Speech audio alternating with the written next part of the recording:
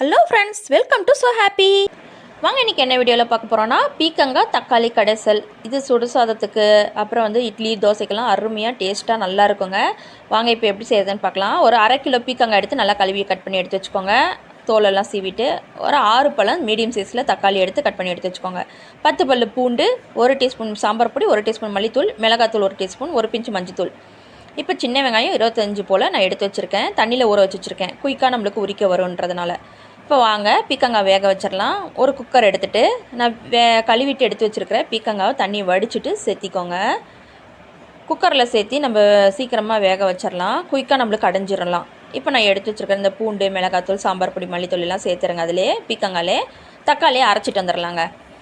நான் எதுக்காக அரைக்கிறேன் அப்படின்னு சொல்லி பார்த்தீங்கன்னா, அந்த தோல் வரும் பார்த்தீங்களா, அந்த தோல் எங்கள் வீட்டிலலாம் ஒதுக்கி வைப்பாங்க. தட்டை சுற்றி அப்படியே ஃபுல்லாக லைனாக வச்சுருப்பாங்க. அதுக்காக தான். இப்போ மிக்ஸி ஜார் கழுவி ஒரு 100 ml அளவுக்கு தண்ணி சேர்த்திக்கோங்க. அதிகமாக தண்ணி சேர்த்த வேண்டாம், ஏன்னா பீக்கங்காய் நீர் காயின்றதுனால தண்ணி அதிலே விட்டு வரும். வாங்க இப்போ இதை வேக வச்சிடலாம். அடுப்பை பற்ற வச்சுட்டு இந்த குக்கரை அடுப்பில் வச்சுட்டு ஒரு தடவை கலந்து விட்டுருங்க. ஏன்னா மசாலாலாம் ஒரு பக்கம் நிற்கும், அதனால் நல்லா ஒரு தடவை பெரட்டி விட்டுட்டு இது குக்கர் மூடி போட்டுடலாங்க.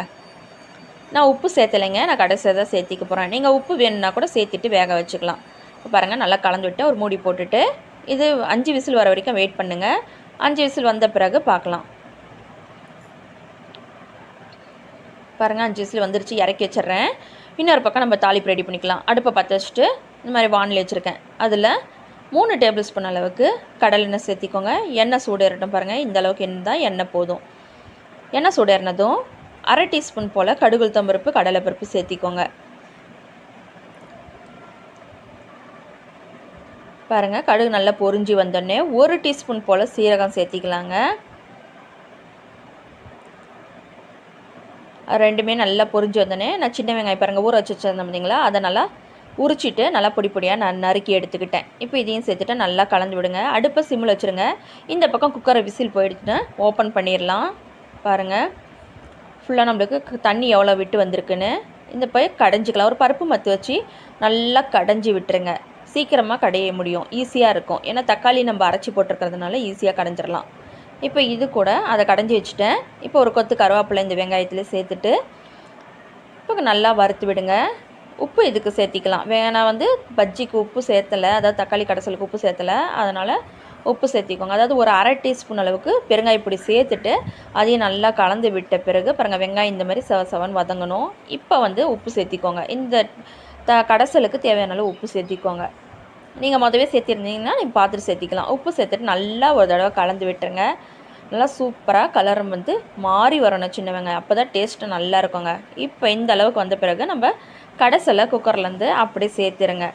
சேர்த்துட்டு இப்போ தேவையான அளவு கொஞ்சமாக தண்ணி விட்டு சேர்த்திக்கலாங்க. இன்னும் கொஞ்சம், அதாவது ஒரு 200 ml அளவுக்கு நான் தண்ணி விட்டுக்கிறேன்.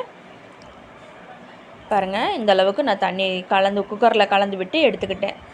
உங்களுக்கு இன்னும் தண்ணியாக வேணால் நீங்கள் தண்ணியாக கூட சேர்த்திக்கலாம். நான் எனக்கு கரெக்டாக இருக்குது, அதனால் நான் தண்ணி அதிகமாக சேர்த்தலைங்க. உப்புக்கு மட்டும் பார்த்து செக் பண்ணிக்கோங்க.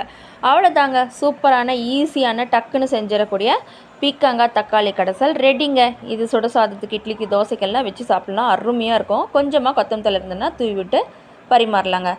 இதே மாதிரி நீங்களும் செஞ்சு ட்ரை பண்ணி பாருங்கள். இந்த வீடியோ உங்களுக்கு பிடிச்சிருந்தா லைக் பண்ணுங்கள், ஷேர் பண்ணுங்கள், கமெண்ட் பண்ணுங்கள். மறக்காமல் நம்ம ஸோ ஹாப்பி சேனலை சப்ஸ்கிரைப் பண்ணிவிடுங்க. தேங்க்யூ.